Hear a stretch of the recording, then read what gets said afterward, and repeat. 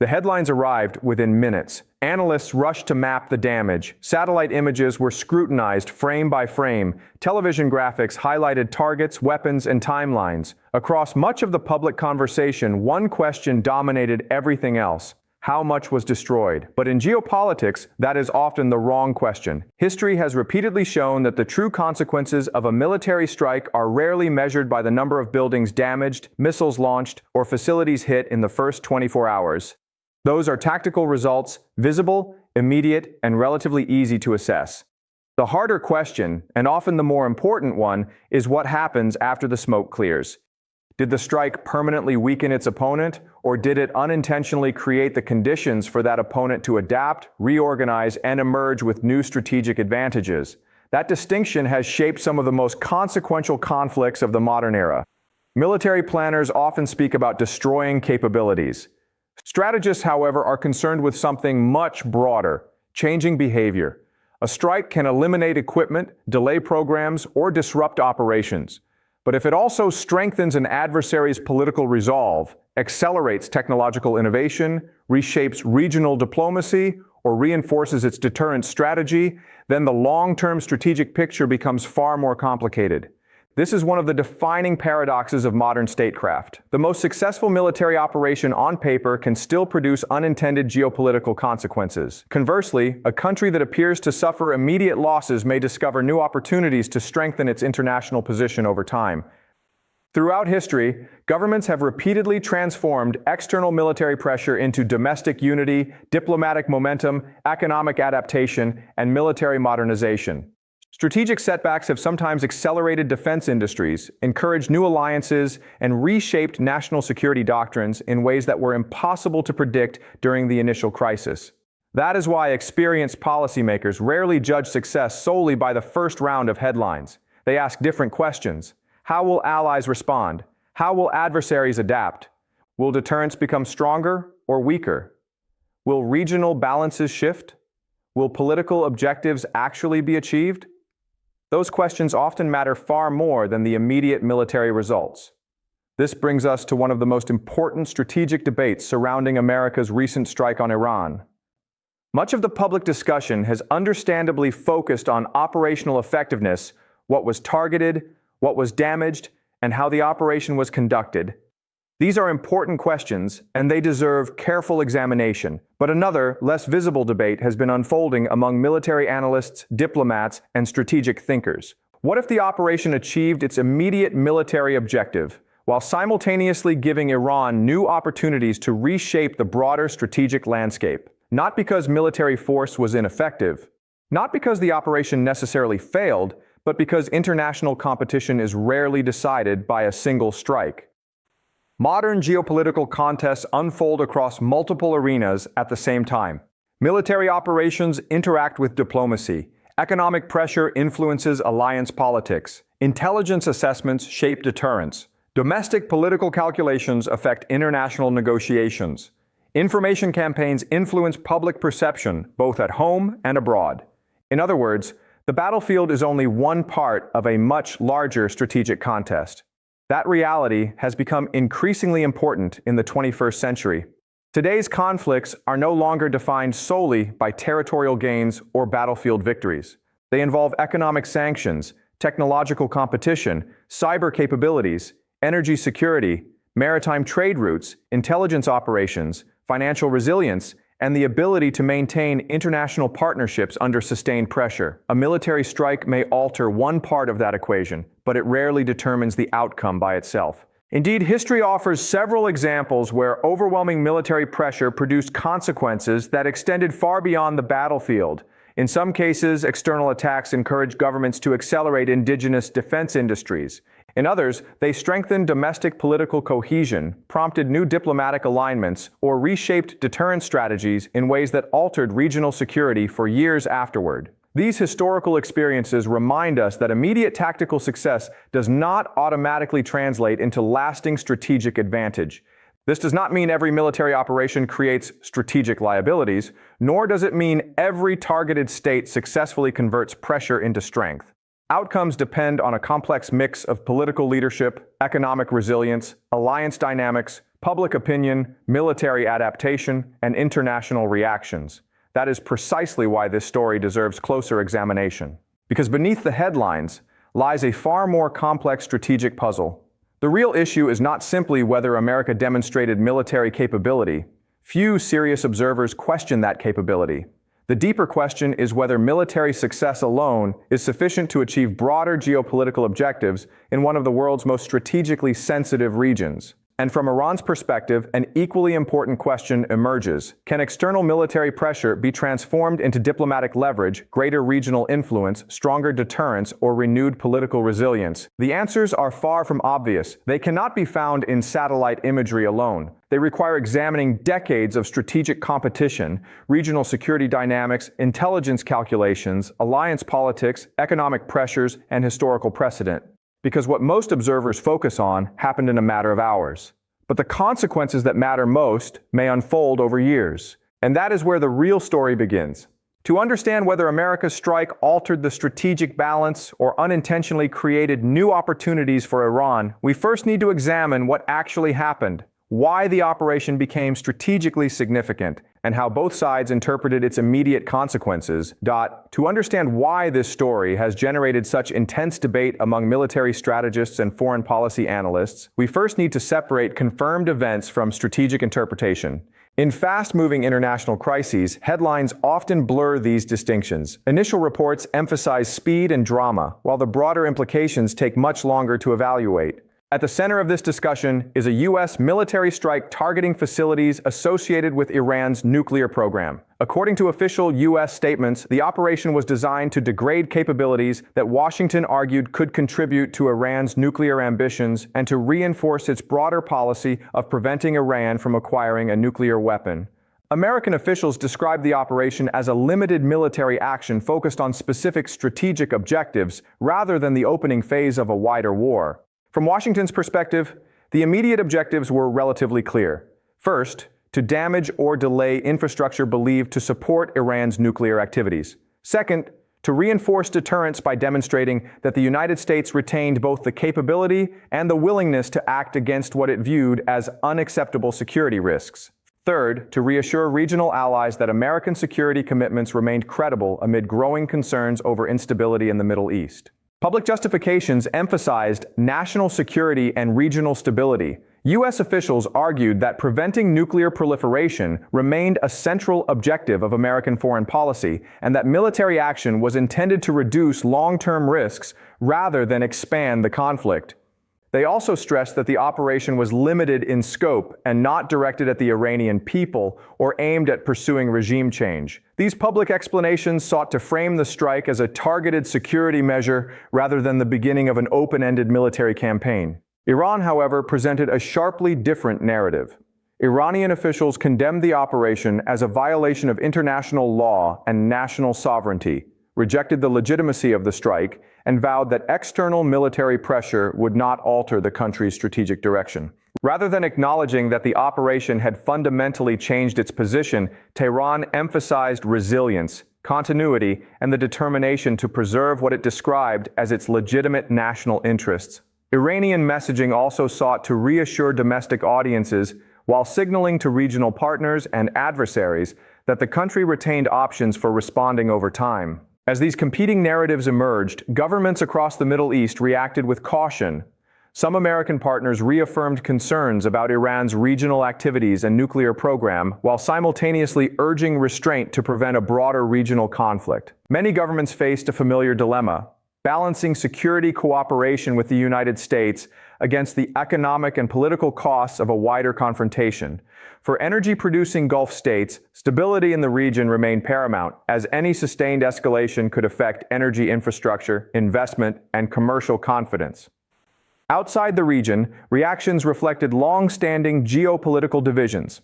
European governments generally reiterated support for preventing nuclear proliferation while encouraging renewed diplomatic engagement to avoid further escalation.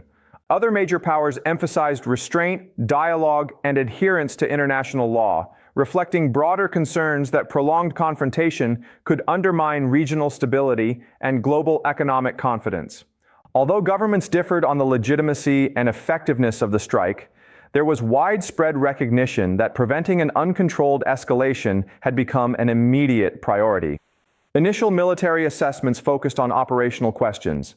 Analysts examined the precision of the strike, the capabilities employed, the likely extent of physical damage, and the effectiveness of Iranian air defenses. Open-source imagery, official briefings, and independent assessments were scrutinized to determine whether the operation had achieved its stated objectives. At this stage, however, experts repeatedly cautioned that battle damage assessments are often incomplete in the immediate aftermath of military operations. Physical destruction can sometimes be evaluated relatively quickly, but the strategic consequences are much more difficult to measure.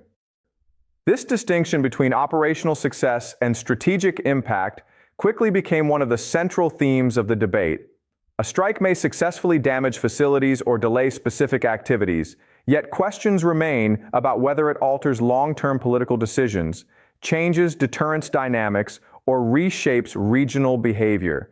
Military planners often evaluate success through measurable objectives, while strategists ask whether those objectives ultimately produce lasting political outcomes.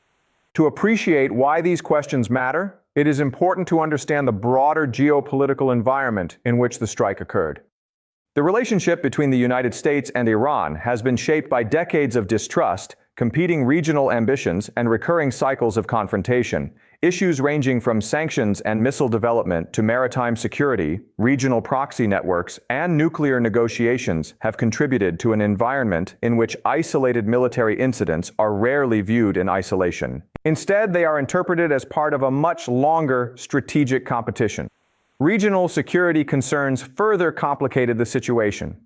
The Middle East contains some of the world's most important energy infrastructure and maritime trade routes. Any increase in tensions raises concerns about shipping through critical waterways, risks to commercial vessels, and the security of regional energy exports. Even when military exchanges remain limited, uncertainty alone can influence markets, insurance costs, and investor confidence. Proxy dynamics add another layer of complexity.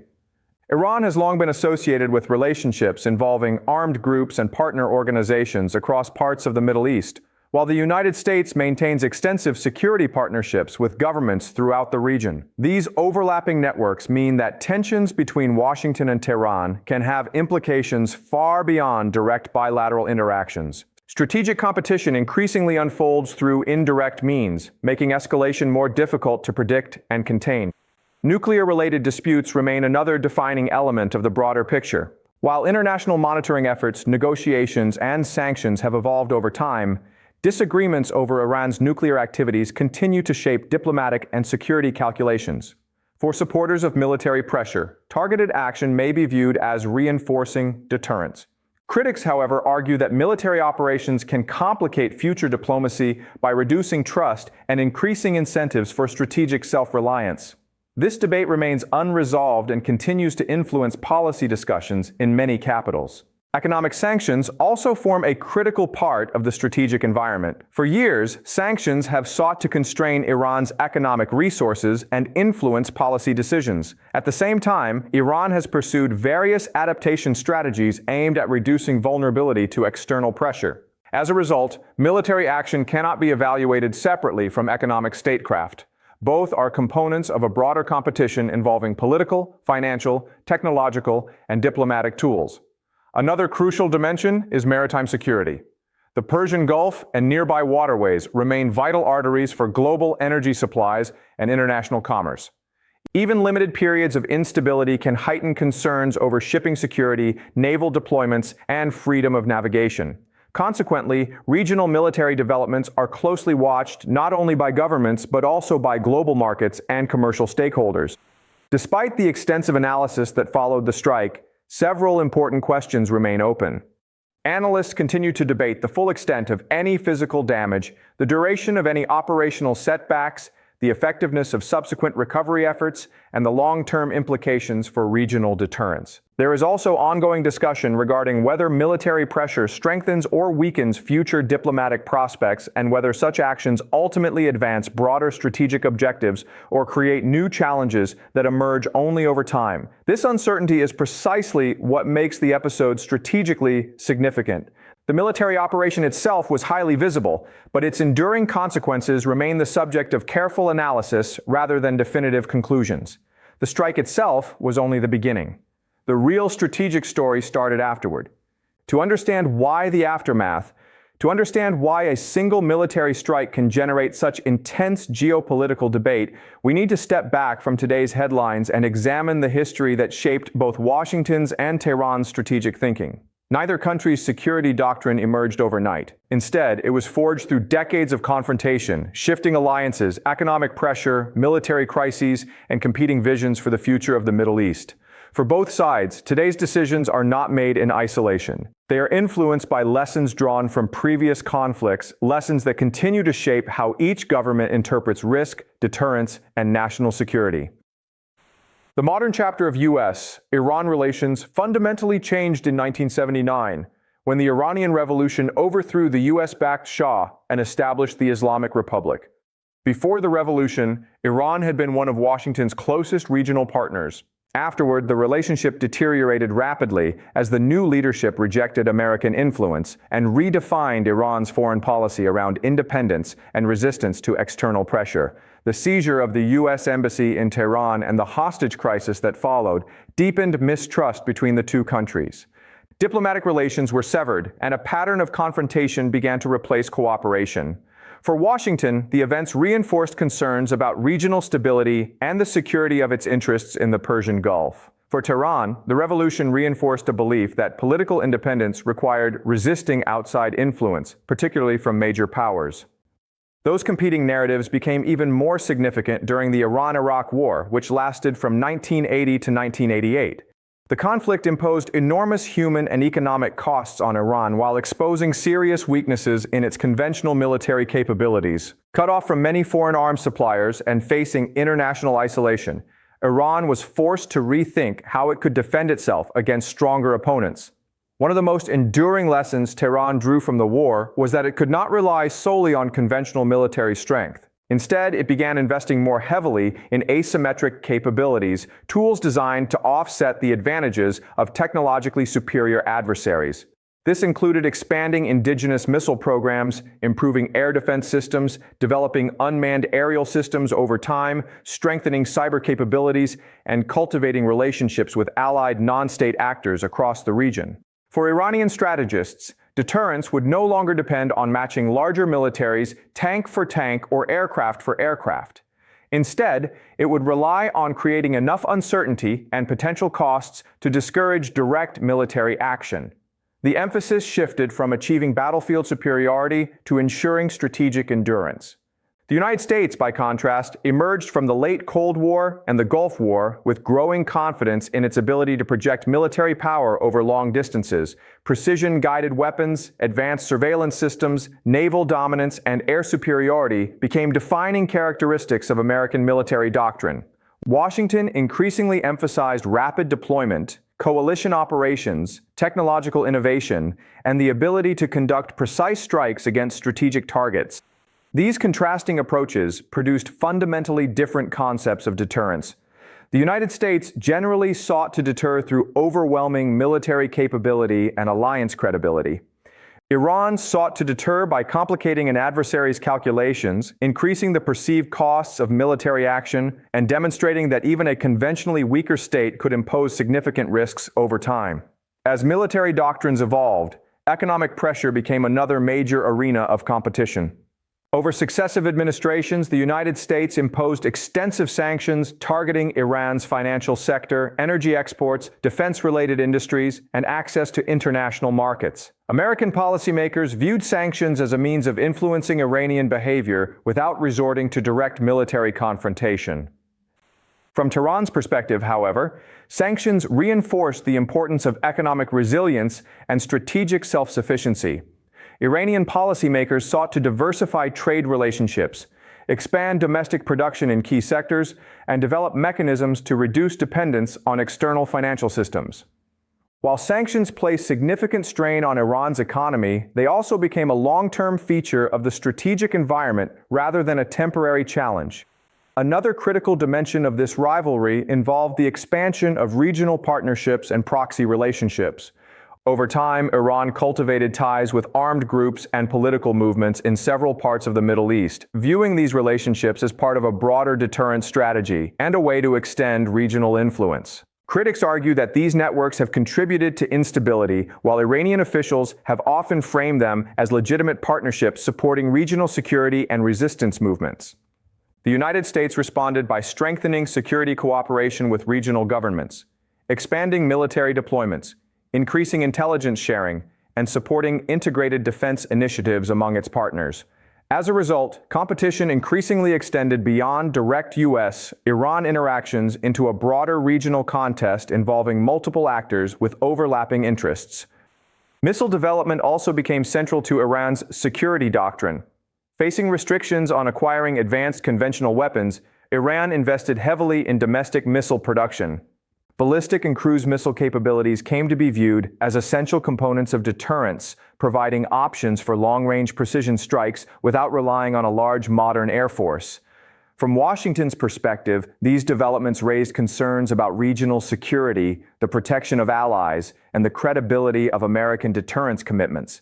Alongside missile programs, the nuclear issue emerged as one of the most contentious aspects of the relationship. Years of negotiations sought to address international concerns regarding Iran's nuclear activities while recognizing Tehran's stated right to pursue peaceful nuclear technology under international agreements.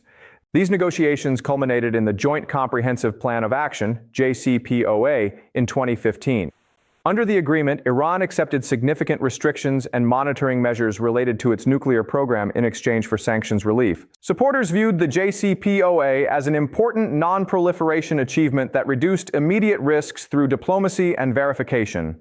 Critics argued that the agreement did not sufficiently address other areas of concern, including missile development and regional activities, and questioned whether its provisions would produce lasting security benefits. Subsequent changes in U.S. policy, including withdrawal from the agreement and the reimposition of sanctions, marked another turning point in bilateral relations. Diplomatic channels narrowed, tensions increased, and debates over the future of negotiations became increasingly intertwined with broader regional security concerns. Maritime security has provided another recurring source of friction. The Persian Gulf and the Strait of Hormuz represent some of the world's most strategically important waterways, carrying a substantial share of global energy exports. Over the years, incidents involving commercial vessels, naval patrols, and security operations have repeatedly highlighted how regional tensions can affect global trade and energy markets. Even relatively limited confrontations at sea have attracted international attention because of their potential economic consequences. Military exchanges between the two countries have also influenced strategic thinking on both sides. Episodes involving strikes, retaliatory actions, and heightened military alerts have demonstrated the importance of escalation management. Each crisis has reinforced the understanding that actions intended to strengthen deterrence can also increase the risk of miscalculation if not carefully managed. Beyond military capabilities, intelligence competition has become one of the defining characteristics of the relationship. Surveillance, cyber operations, counterintelligence, satellite monitoring, and open-source intelligence all play increasingly significant roles in assessing intentions, monitoring capabilities, and anticipating future developments. In many respects, the strategic contest now unfolds as much through information and intelligence as through conventional military force. Looking across these decades, one theme consistently emerges. The United States has generally relied on technological superiority, global military reach, and alliance networks to maintain regional influence. Iran, facing comparatively greater resource constraints, has emphasized resilience, adaptability, asymmetric deterrence, and the ability to absorb pressure while preserving strategic options. This contrast, military superiority versus strategic endurance, helps explain why the same event can be interpreted so differently by each side. Washington may evaluate success through operational effectiveness and deterrence signaling, while Tehran may judge success by its ability to adapt, recover, and maintain long-term strategic resilience. None of today's decisions make sense unless we understand the lessons both sides learned from the past. But history alone doesn't explain today's calculations. The deeper story lies in the strategic choices being made now. Matters more than the attack itself. We need to go back decades.